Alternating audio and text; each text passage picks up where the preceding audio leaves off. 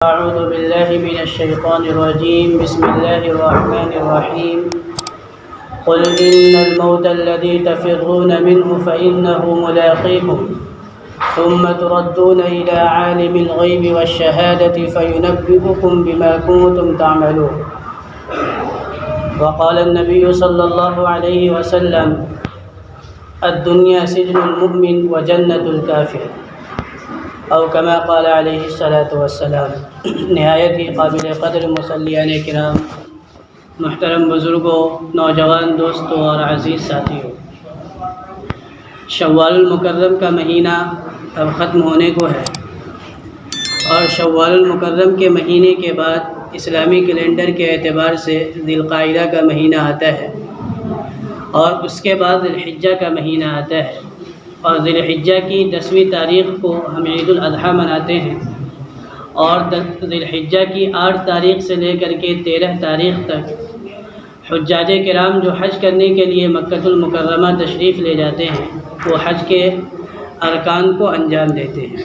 ارادہ یہ تھا کہ حج کے تعلق سے کچھ باتیں آپ حضرات کے سامنے عرض کی جائیں کہ حج کیا ہے اور کن لوگوں پر حج فرض ہے، اور حج کرنے کی اہمیت کیا ہے، فضائل کیا ہے. ان سب باتوں کے سلسلے میں ان سب باتوں کو آپ کے سامنے عرض کر دیا جائے، لیکن ابھی لائٹ بھی نہیں ہے اور آواز آگے تک پہنچے گی بھی نہیں، اس لیے آج اس عنوان کو رہنے دیتے ہیں. انشاءاللہ آئندہ جمعہ سے حج کے تعلق سے اور اس کے بعد قربانی کے تعلق سے باتیں عرض کی جائیں گی.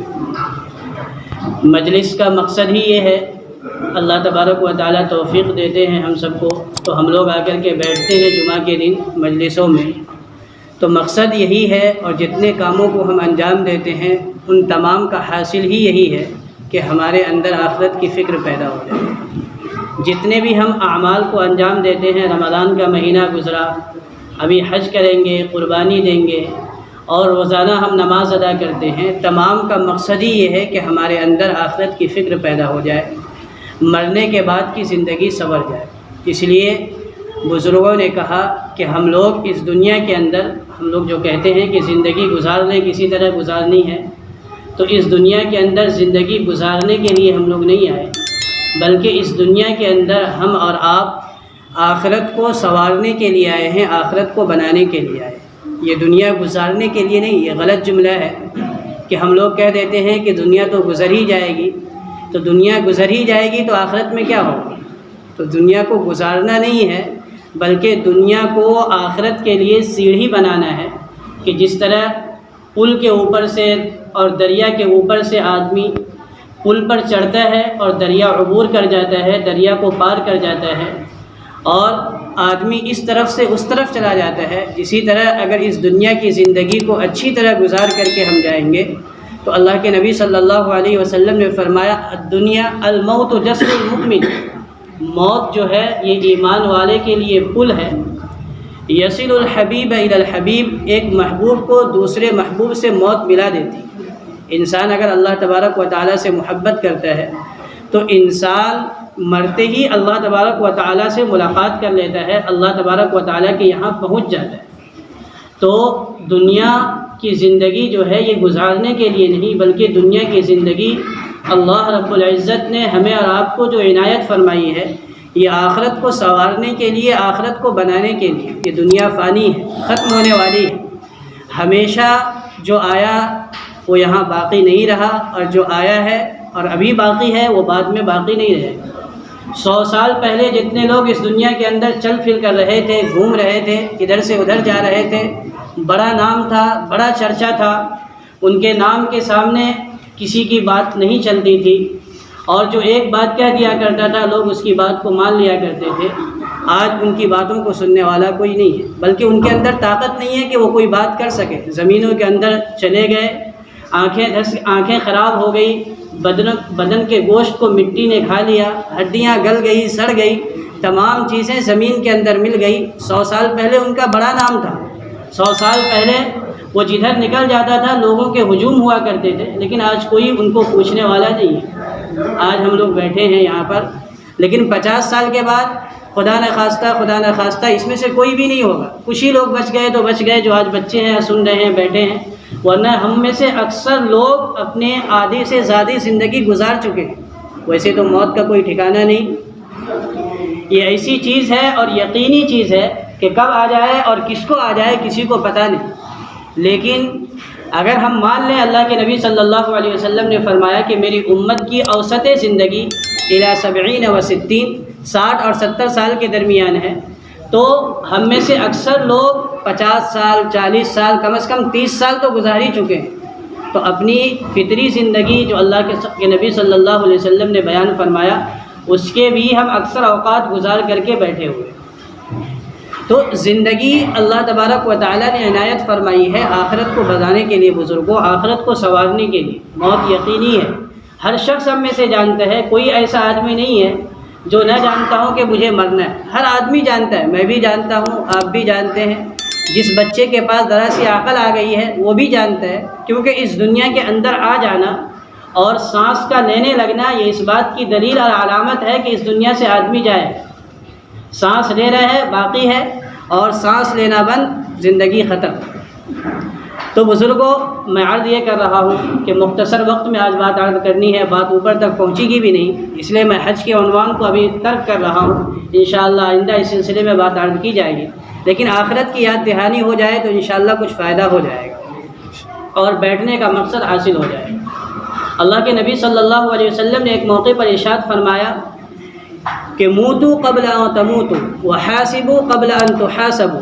مرنے سے پہلے مرو اور اس سے پہلے کہ تمہارا حساب لیا جائے اپنا حساب خود کرو. علماء نے لکھا ہے کہ مرنے سے پہلے مرنے کا مطلب کیا ہے. اللہ کے نبی صلی اللہ علیہ وسلم نے فرمایا موتو قبل ان تموتوا، مرو مرنے سے پہلے، وحاسبوا قبل ان تحاسبوا، حساب کر لو قبل اس کے کہ تمہارا حساب کیا جائے. تو یہ بات تو سمجھ میں آتی ہے کہ زندگی کا حساب کر لو اپنے آخرت میں حساب کیے جانے سے پہلے، لیکن مر جاؤ مر جانے سے پہلے اس کا کیا مطلب ہے؟ علماء نے دو مفہوم بیان کیا. ایک مطلب یہ بیان کیا کہ مر جاؤ مرنے سے پہلے یعنی اپنی نفسانی خواہشات کو مار ڈالو. دل کر رہا ہے حرام کام کرنے کا، حرام کام کرنا ترک کر دو. نفسانی خواہش جو ہے یہ مر جائے گی، اس کو مارو. دل کر رہا ہے بد نظری کرنے کا، نفس کو مارو اور بد نظری سے اپنے آپ کو بچا لو.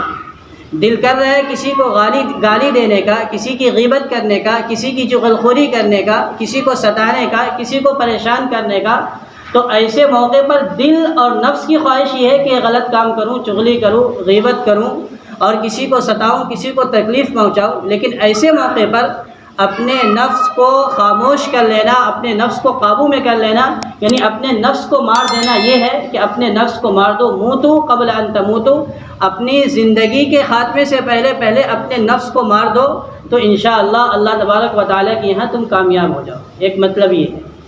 اور دوسرا مطلب یہ بیان کیا ہے علماء نے کہ موتو قبل ان تموتو کا مطلب یہ ہے کہ موت سے پہلے موت کا خوب دھیان کرو، اس قدر فکر کرو، موت کا اس قدر دھیان کرو کہ ایسا ہو جائے گویا کہ تم مر گئے.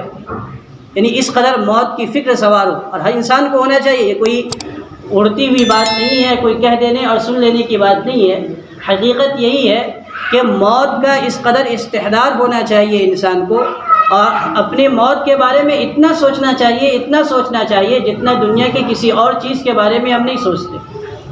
حضرت عبد الرحمن بن ابی نعم رحمۃ اللہ علیہ بڑے بزرگ گزرے ہیں. ان کے دل میں ایک مرتبہ ایک عجیب خواہش پیدا ہوئی، اور یہ خواہش پیدا ہوئی کہ میں مختلف بزرگوں سے ملاقات کروں اور بزرگوں سے ملاقات کر کے ان سے معلوم کروں کہ اگر آپ کو کسی طرح یہ بات معلوم ہو جائے کہ آپ کی موت کل آ جائے گی، یعنی آپ کی زندگی کا صرف ایک دن باقی رہ گیا ہے، تو آپ اپنی زندگی کے آخری دن کو کس طرح گزاریں گے. یہ ایک بزرگ کے دل میں خبر ہے، یہ بات پیدا ہوئی تو انہوں نے مختلف بزرگوں سے ملاقات کرنی شروع کی کہ آخر معلوم کروں کہ آدمی کو یہ معلوم ہو جائے کہ اس کی زندگی کا یہ آخری دن ہے تو وہ اپنی آخری دن کو کس طرح گزارے گا. اور اس کے لیے اس نے بزرگوں کو چنا، بڑے بڑے وقت کے اولیاء اور محدثین کو انہوں نے چنا اور ان کے پاس جانا شروع کیا. مقصد یہ تھا کہ جو بات دل کو لگے گی اس پر عمل کروں. چنانچہ وہ عبد الرحمن ابن ابی نعم رحمۃ اللہ علیہ کے پاس بھی پہنچے جب وہاں پہنچے تو ان سے معلوم کیا کہ حضرت اگر آپ کو یہ بات معلوم ہو جائے، ایسے کسی کو معلوم نہیں ہوتا، لیکن اگر آپ کو یہ بات معلوم ہو جائے کہ آپ کی موت کل آنے والی ہے، یقینی طور پر ہے، اور ایک دن ہی زندگی کی باقی رہ گئی ہے، تو آپ اپنی زندگی کے آخری دن کو کس طرح گزاریں گے؟ سمجھنے کی بات ہے، سننے کی بات ہے۔ حضرت عبد الرحمن بن ابی نعم رحمۃ اللہ علیہ نے فرمایا کہ جس طرح میں عام دنوں کو گزارتا ہوں اسی طرح اس دن کو بھی گزاروں۔ تو فرمائے عجیب بات ہے کہ جس طرح آپ عام دنوں کو گزارتے ہیں، جس طرح آج کا دن گزار رہے ہیں اور پہلے دن گزار چکے ہیں، ویسے ہی آپ اس دن کو بھی گزاریں گے جس دن کے بارے میں آپ کو معلوم ہو جائے کہ اس دن آپ کو موت آنی یقینی ہے۔ تو یہ تو عجیب بات ہے، تعجب کی بات ہے۔ تو انہوں نے کہا کہ میرے سامنے اللہ کے نبی صلی اللہ علیہ وسلم کی وہ حدیث ہے جس میں اللہ کے نبی صلی اللہ علیہ وسلم نے فرمایا موتوا قبل ان تموتوا، مر جاؤ مرنے سے پہلے، یعنی اس قدر موت کا استحضار ہو کہ زندگی کے ہر دن کو اور ہر لمحے کو ہم اپنی زندگی کا آخری وقت تصور کریں، اپنی زندگی کا آخری دن تصور کریں۔ تو اگر ہمارے ذہنوں کے اندر ایسی بات آ جائے تو آدمی زندگی کی ترتیب ویسی بنائے گا کہ اللہ کی نافرمانی نہیں کرے گا۔ تو عبد الرحمن ابن ابی نعم رحمۃ اللہ علیہ نے فرمایا کہ میں روزانہ اپنی زندگی کے دن کو آخری دن ہی تصور کرتا ہوں۔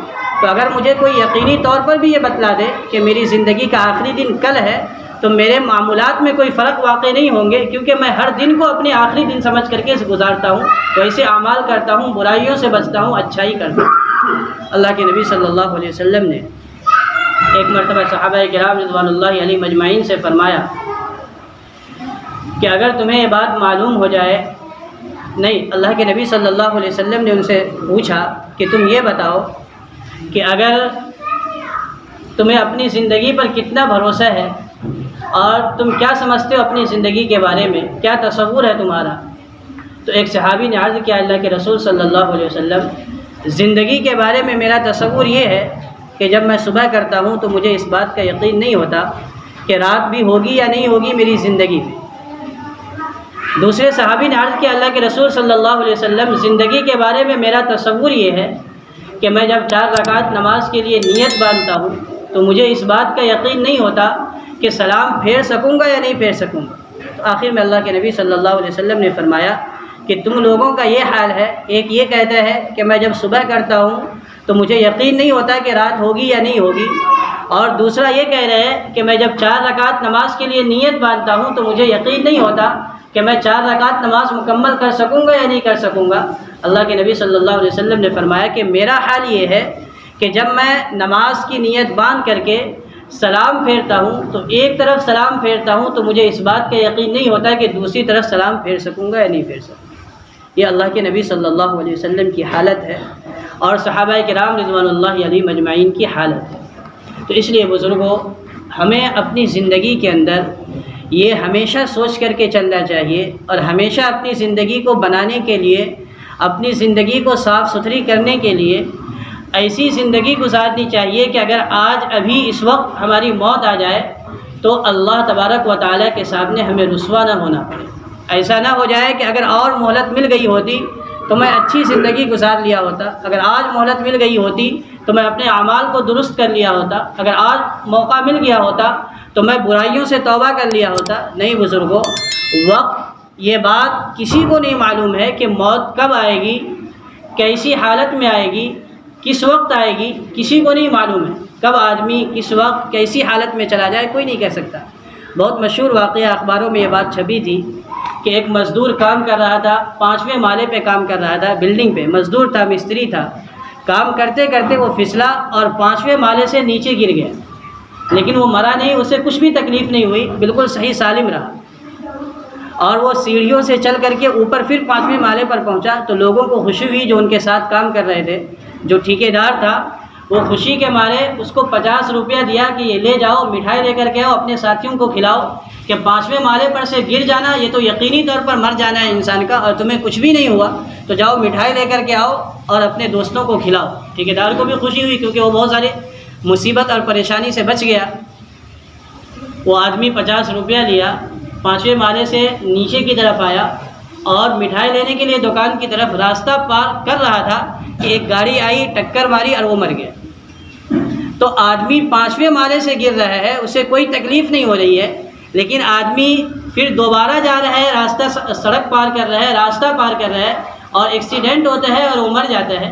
بات یہ ہے کہ ہر آدمی کے بارے میں طے ہے کہ آدمی کب مرے گا، کیسے مرے گا، کس طرح مرے گا، کوئی آدمی کو معلوم تو نہیں ہے، لیکن طے ہے کہ ہر آدمی کو اس طرح مرنا ہے۔ لوگ کہتے ہیں نا کہ مر کے بچا ہے، مر کے بچا ہے، بالکل مر رہا تھا، ایسی حالت ہو گئی تھی کہ ڈاکٹروں نے لا علاج بتلا دیا تھا، کہہ دیا تھا کہ اب یہ بچے گا نہیں، لیکن بچ گیا، اللہ نے اس کو بچا لیا۔ لوگ کہتے ہیں کہ مر کے بچا ہے، لیکن کسی عقل مند آدمی سے کہا گیا کہ فلاں آدمی مر کے بچا ہے، تو اس نے کہا کہ جو مر کے بچا ہے وہ بچ کے مرے گا۔ کتنا بچے گا، کب تک بچے گا، کیسے بچے گا، کہاں تک بچ کر کے جائے گا؟ قرآن نے کہا، اے نبی صلی اللہ علیہ وسلم فرما دیجئے، قل ان الموت الذی تفرون منہ فانہ ملاقیکم، اے نبی صلی اللہ علیہ وسلم فرما دیجئے وہ موت جس سے تم بھاگتے ہو، تفرون منہ فانہ ملاقیکم، وہ موت تمہیں آ کر کے دبوچ لے گی، آ کر کے تم سے ملاقات کرے گی، موت سے تم فرار اختیار نہیں کر سکتے۔ قل ان الموت الذی تفرون منہ فانہ ملاقیکم ثم تردون الی عالم الغیب والشہادہ، پھر وہ عالم غیب اور عالم شہادت کے پاس تم لوٹائے جاؤ گے۔ ثم تردون الی عالم الغیب والشہادہ فینبئکم بما کنتم تعملون، پھر وہ عالم غیب کے جاننے والا اور حاضر کے جاننے والا پروردگار تمہارے کرتوتوں کو تمہارے سامنے کر دے گا۔ تو بزرگوں، بات یہ عرض کر رہا ہوں کہ آدمی کی موت کب آ جائے، کیسے آ جائے، کس وقت آ جائے، کوئی کہہ نہیں سکتا۔ ہم یہ نہیں کہہ سکتے کہ ہم بچ کے مر کے بچ گئے ہیں، کبھی نہ کبھی بچتے بچتے مریں گے، اور فکر مندی اس بات کی ہے کہ ہم کیسی حالت میں مریں گے، کس حالت میں مریں گے۔ بہت مشہور واقعہ ہم سنتے رہتے ہیں کہ حضرت سلیمان علیہ السلام کو اللہ تبارک و تعالیٰ نے بہت زیادہ بادشاہت کا بلند مقام عطا فرمایا تھا، انسانوں پر بھی، جناتوں پر بھی، حیوانوں پر بھی، یہاں تک کہ ہواؤں پر بھی اللہ نے ان کو حکومت عطا فرمائی۔ بیٹھے تھے، ان کے ایک وزیر تھے، اسرائیل علیہ السلام ملک الموت انسان کی شکل میں آئے اور ان کے وزیر کو بہت گھور کے دیکھنے لگے۔ تو ان کے وزیر نے پوچھا کہ حضرت یہ کون ہے؟ تو حضرت سلیمان علیہ السلام نے کہا کہ یہ حضرت اسرائیل ہے، ملک الموت ہے۔ انہیں ڈر لگا کہ مجھے بہت گھور کے دیکھ رہے تھے۔ جب وہ چلے گئے تو حضرت اسرائیل علیہ السلام کے جانے کے بعد حضرت سلیمان علیہ السلام سے ان کے وزیر نے کہا کہ آپ مجھے ہوا کے تابع کیجئے اور مجھے دور دراز علاقہ پہنچا دیجئے، مجھے ڈر لگ رہا ہے کہیں اسرائیل میری روح کو قبض نہ کر دے۔ حضرت سلیمان علیہ السلام نے ہواؤں کو حکم دیا اور حضرت سلیمان علیہ السلام کے حکم سے ان کے وزیر کو ہوا نے بہت دور دراز علاقے میں جا کر کے جنگل میں چھوڑ دیا۔ اسرائیل علیہ السلام وہاں پہنچے، ان کی روح قبض کر لی۔ کافی دنوں کے بعد ملاقات ہوئی حضرت اسرائیل علیہ السلام سے حضرت سلیمان علیہ السلام کی، تو انہوں نے کہا کہ میرا وزیر ڈر گیا تھا بہت زیادہ، تم اسے گھور کر دیکھ رہے تھے، میں نے بتایا کہ وہ اسرائیل تھے، تو وہ ڈر گیا تھا، اس نے مجھے کہا کہ مجھے بہت دور دراز علاقے میں پہنچا دو۔ بات کیا تھی؟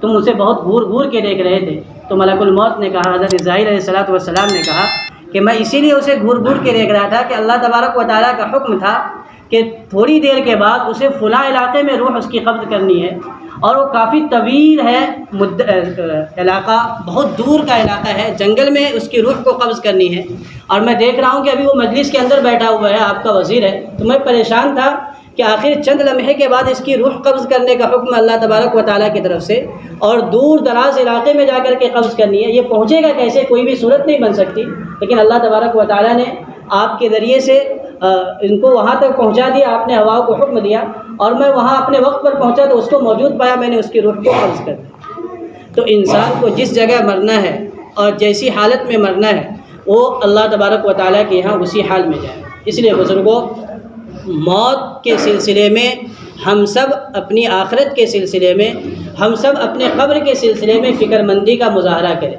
ایسا نہیں ہے کہ آج کیسی بھی زندگی ہم گزار کر کے چلے جائیں گے اور اللہ تبارک و تعالیٰ کے یہاں سرخرو ہو جائیں گے، ایسا نہیں ہے۔ قرآن میں اللہ نے فرمایا، ام نجعل المسلمین کالمجرمین، کیا لوگوں کا یہ خیال ہے کہ ایمان والے جو اچھے اعمال کرنے والے ہیں وہ مجرموں کی طرح ہو جائیں گے؟ یعنی مجرموں کا مقام اور ایمان والوں کا مقام ایک طرح ہو جائے گا، دونوں کا انجام ایک جیسا ہوگا۔ ام نجعل المسلمین کالمجرمین، کیا ایمان والے اور غیر ایمان والے دونوں کا انجام ایک جیسا ہوگا؟ ما لکم کیف تحکمون، لوگوں تم یہ کیسا فیصلہ کرتے ہو؟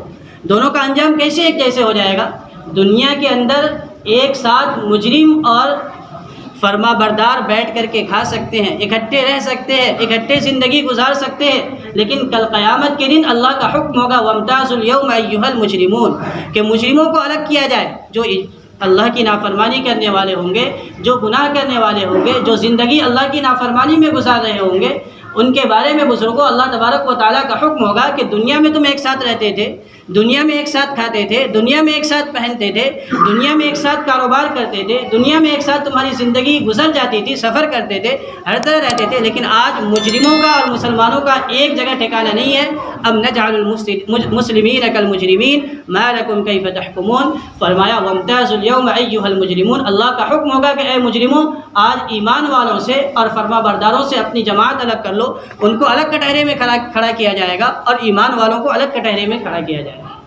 تو یہ سب سوچنے کی بات ہے، سمجھنے کی بات ہے، موت کی یاد دہانی اور موت کے بارے میں فکر مندی یہ ہم سب کو ہونی چاہیے۔ ایسا نہیں ہے کہ آج ہم غلط کاروبار کر رہے ہیں اور یہ سوچے کہ مر گئے۔ ہم دیکھتے ہیں کہ ایک آدمی مر گیا اور مرنے کے بعد اس کے جنازے میں بھی لوگ خوب شامل ہوئے، اور وہ سود کا کاروبار کر رہا تھا، وہ آدمی کبھی نماز کے لیے نہیں آتا تھا، وہ آدمی ہمیشہ جھوٹ بولتا تھا، مر گیا، اس کے جنازے میں ہزاروں لوگ شریک ہو گئے، اس کے نام پر بھی قرآن خوانی کر دی گئی، ایصال ثواب کر دیا گیا۔ اور ایک آدمی جو تقویٰ کی زندگی گزارتا تھا، کبھی حرام کے قریب نہیں جاتا تھا، کبھی جھوٹ نہیں بولتا تھا، نمازوں کی پابندی کرتا تھا، وہ آدمی مرا، اس کے جنازے کی نماز میں بھی 1000 لوگ شریک ہو گئے، 500 لوگ شریک ہو گئے، اس کے نام پر بھی قرآن خوانی کر دی گئی، ایصال ثواب کر دیا گیا۔ اب ہم دھوکہ کھاتے ہیں کہ ایک آدمی غلط زندگی گزارا، وہ بھی اچھی طرح چلا گیا، اس کے بھی لوگ نماز جنازہ میں شریک ہو گئے، اس کے نام سے بھی ایصال ثواب ہو گیا، اس کو بھی لوگوں نے کاندھا دے کر کے قبر میں اتار دیا، اور ایک آدمی اچھی زندگی گزارا، اس کے ساتھ بھی یہی معاملہ ہوا۔ ہماری آنکھیں دھوکہ کھاتی ہے، لیکن کل قیامت کے دن اللہ تبارک و تعالیٰ فرماتے ہیں کہ تم دھوکہ مت کھاؤ، کل ایسا نہیں ہوگا۔ کل اللہ تبارک و تعالیٰ دونوں کو الگ الگ کریں گے، جس نے اچھی زندگی گزاری ہے اس کا معاملہ الگ ہوگا، اور جس نے خراب زندگی گزاری ہے اس کا معاملہ الگ ہوگا۔ فرمایا اللہ کے نبی صلی اللہ علیہ وسلم نے تموتون کما تبعثون، جیسے مرو گے ویسے اٹھائے جاؤ گے۔ اگر قرآن پڑھتے پڑھتے مرے ہو تو قرآن پڑھتے پڑھتے کل قیامت کے دن اٹھو گے۔ اگر گانا سنتے سنتے اب اس دنیا سے گئے ہیں تو گانا سنتے سنتے ہی ایسی ہی بدحالی کے عالم میں اٹھائے جائیں گے۔ اگر عورت پردہ کرتے کرتے اس دنیا سے گئی ہے تو باحیا طریقے پر اٹھائی جائے گی، اگر بے پردگی کے ساتھ گئی ہے تو کل قیامت کے دن اس کا انجام ویسا ہی ہوگا۔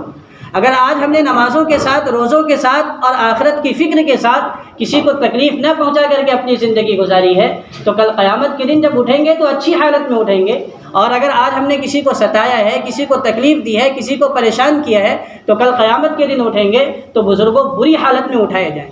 فرمایا کما تموتون تبعثون، جیسی حالت میں مرو گے ویسے ہی اٹھائے جائے گے، اور کما تبعثون، جیسے حالت میں تم اٹھائے جاؤ گے ویسے ہی تمہارے ساتھ اللہ تبارک و تعالیٰ کا برتاؤ ہوگا، ویسے ہی اللہ تبارک و تعالیٰ تمہارے ساتھ معاملہ فرمائے۔ تو فکر مندی کی بات ہے، اور ہر آدمی کو اپنے بارے میں سوچنے کی بات ہے، اور اپنے دل کو برائیوں سے اور اپنے دل کو کینوں سے، اپنے دل کو حسد سے، ہر برائی سے اپنے دل کو بچانے کی ضرورت ہے۔ ایسا نہ ہو کہ سب چیزیں تو ہو رہی ہے، نمازیں بھی ہو رہی ہے، روزے بھی ہو رہے ہیں، حج بھی ہو رہے ہیں، صدقہ و خیرات بھی ہو رہے ہیں، زکاتیں بھی ہو رہی ہے، لیکن دل ایک دم گندا ہو چکا ہے، دلوں پر حسد کے، دلوں پر کینے کے، دلوں پر بغض کے جو کالیاں ہیں، اور دلوں کے اندر جو گندگیاں ہیں وہ پڑی ہوئی ہیں۔ تو بزرگوں اگر ایسی زندگی ہم گزار رہے ہیں تو ایسی زندگی سے توبہ کرنا چاہیے۔ اگر ہم اپنی قبر کے بارے میں متفکر ہیں، اگر ہم اپنی آخرت کے بارے میں فکر مند ہیں، اگر ہم اللہ تبارک و تعالیٰ کے سامنے کھڑے ہونے کا یقین رکھتے ہیں تو پھر ہمیں ان تمام برائیوں کو اپنے دلوں سے نکالنی پڑے گی۔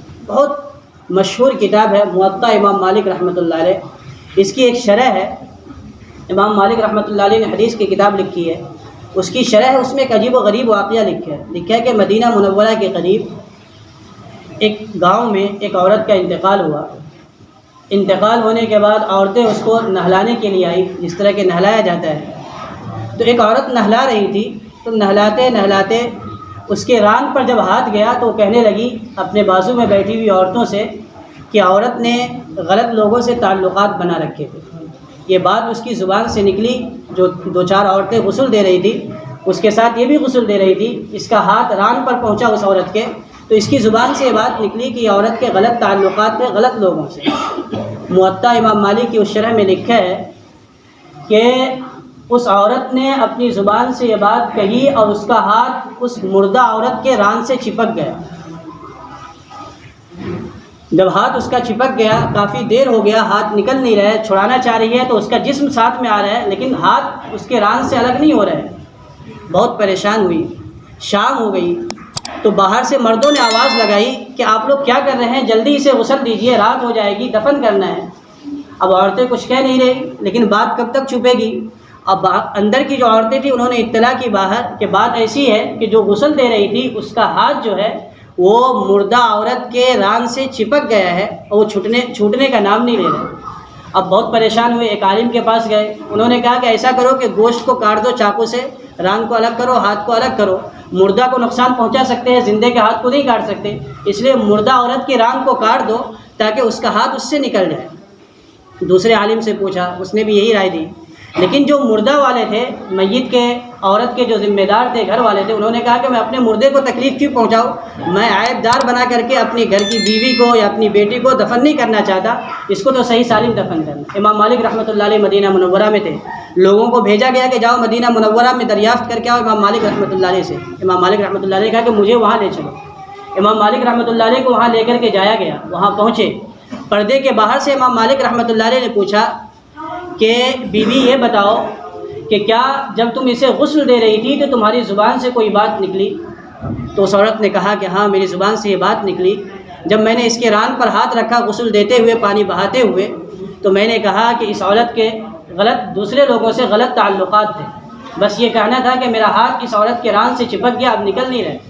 امام مالک رحمۃ اللہ علیہ کچھ دیر کھڑے ہوئے، سوچتے رہے اور پھر انہوں نے کہا کہ وہ قاضی القضات بھی تھے، اس وقت کے چیف جسٹس تھے، تو انہوں نے کہا کہ جلاد کو بلایا جائے۔ جلاد کو بلایا گیا، کہا کہ قرآن میں اللہ تبارک و تعالیٰ نے فرمایا والذین یرمون المحصنات، کہ جو کوئی کسی پاک دامن عورت پر تہمت لگائے گی اسے 80 کوڑے لگائے جائیں گے۔ میں قاضی القضات ہوں، میں اس بات کا حکم دیتا ہوں کہ اس عورت کو 80 کوڑے لگاؤ، اس نے ایک بے گناہ عورت پر، پاک دامن عورت پر مرنے کے بعد تہمت لگائی، اس لیے میں حکم دیتا ہوں کہ اسے 80 کوڑے لگائیں۔ چنانچہ جلاد آیا اور اسے کوڑے لگانے شروع کیا، عورت بے ہوش ہونے کے قریب ہوئی، 79 کوڑے تک لگا دیے گئے، اس کا ہاتھ نہیں نکلا، لیکن جیسے ہی 80واں کوڑا لگا ویسے اس کا ہاتھ اس مردے کے ران سے نکل گیا، اس عورت کے ران سے جو چپکا ہوا تھا ہٹ گیا، الگ ہو گیا، جدا ہو گیا۔ فرمایا کہ کوئی آدمی، کوئی مرد، کوئی عورت اگر کسی پر غلط الزام لگاتی ہے، بہتان لگاتی ہے، بہتان تراشی کرتی ہے، تو اللہ تبارک و تعالیٰ نے یہ فرمان جاری فرما دیا ہے قرآن پاک میں کہ اسلامی حکومت میں ایسے آدمی پر جو کسی پاک دامن عورت پر تہمت لگائے گا، اگر مرد ہو یا عورت ہو، پہلے 4 گواہ لائے۔ اگر ہم کسی پر زنا کی تہمت لگاتے ہیں تو 4 گواہ لانے پڑیں گے کہ اس نے زنا کیا ہے اور یہ 4 لوگوں نے دیکھا ہے۔ اگر آپ زنا کی تہمت کسی عورت پر لگا دیتے ہیں، کسی مرد پر لگا دیتے ہیں، لیکن 4 گواہ نہیں لا پاتے تو آپ کو 80 کوڑے لگائے جائیں گے۔ اسلامی حکومت کا قانون ہے، اس کو 80 کوڑے لگائے گئے جب اس کے ہاتھ چھوٹے۔ اور عرض یہ کر رہا ہوں کہ ذرا سا بھی اللہ تبارک و تعالیٰ کبھی کبھی نمونے کے طور پر یہ چیزیں دکھلا دیتے ہیں۔ آپ موطا امام مالک کی شرح کو کھولیں، اس میں یہ واقعہ تفصیل سے لکھا ہے، مدینہ منورہ کے قریب کا واقعہ ہے اور خود امام مالک رحمۃ اللہ علیہ کے زمانے میں واقعہ پیش آیا۔ تو آدمی کے دل میں جب بغض ہو، زبان گندے ہوں، تو انسان کتنے بھی اچھے اعمال کر لے جائے، اللہ تبارک و تعالیٰ کے یہاں اس کے لیے عذاب متعین ہے، اللہ تبارک و تعالیٰ اس پر سزا جاری فرمائیں گے۔ اس لیے بزرگوں نمازوں کے ساتھ، روزوں کے ساتھ، زکوٰۃ کے ساتھ، حج کے ساتھ ہر وقت اپنی آخرت کو سامنے رکھیں، ہر وقت یہ سوچیں کہ ہمیں مرنا ہے، اس دنیا سے جانا ہے، مجھ سے کسی کو تکلیف نہ پہنچے، میں کسی کو تکلیف نہ پہنچاؤں۔ آج ایسا ماحول ہو گیا ہے کہ کوئی آدمی ترقی کرتا ہوا ہو تو اسے ہم دیکھ نہیں سکتے، کوئی اپنے بال بچوں میں خوش ہے تو ہمارے دلوں میں جلن پیدا ہونے لگتی ہے۔ اگر کوئی آدمی ترقی کر رہا ہے کاروبار کے اعتبار سے تو ہم یہ سوچتے ہیں کہ اس کے کاروبار کو کس طرح نقصان پہنچ جائے۔ آج ایک مسلمان دوسرے مسلمان کو ترقی کرتا ہوا نہیں دیکھ رہا، آج ایک مسلمان دوسرے مسلمان کو خوش دیکھتا نہیں ہے، وہ نہیں چاہتا کہ ایک مسلمان خوش رہے۔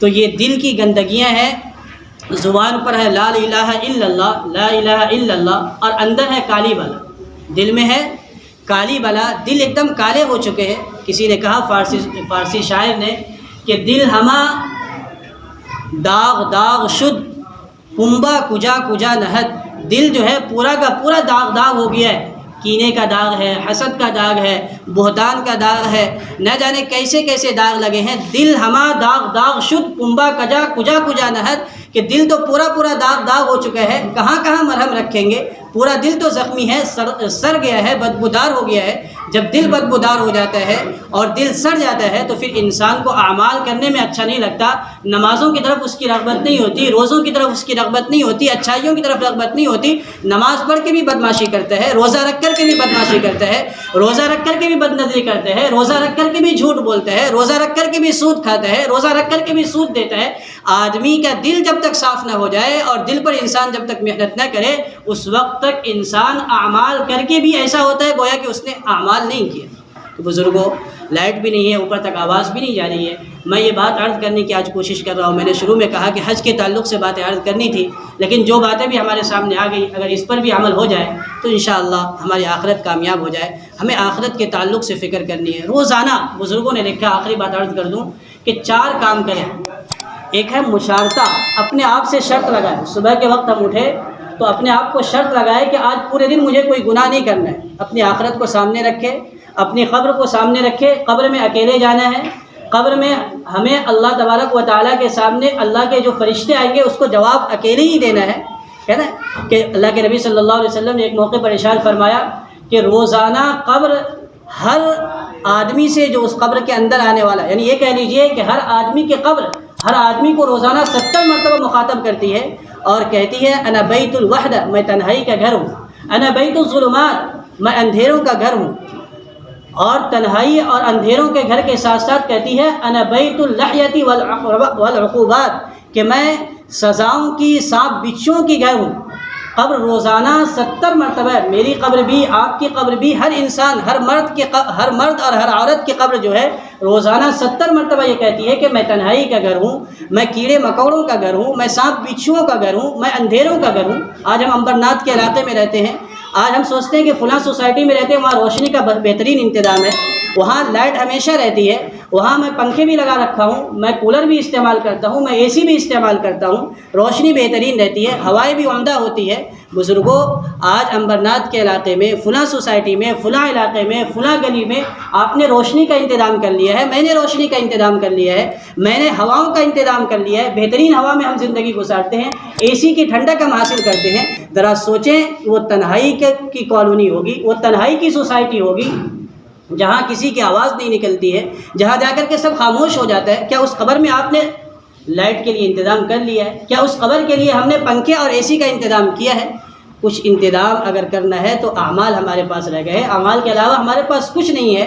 اگر ہم اعمال اچھے کریں گے، زندگی کو صحیح طریقے پر گزاریں گے تو قبر میں بھی روشنی ہوگی، جس طرح آج ہم نے اپنے گھروں میں روشنی کر رکھی ہے۔ آج ذرا دیر پاور نہیں ہے، لائٹ نہیں ہے، کتنے پریشان ہیں۔ اب سوچ رہے ہیں کہ جلدی بات ختم ہو، نماز پڑھیں اور جلدی اپنے گھروں کو جائیں، باہر نکلے، ہوائیں کھائیں۔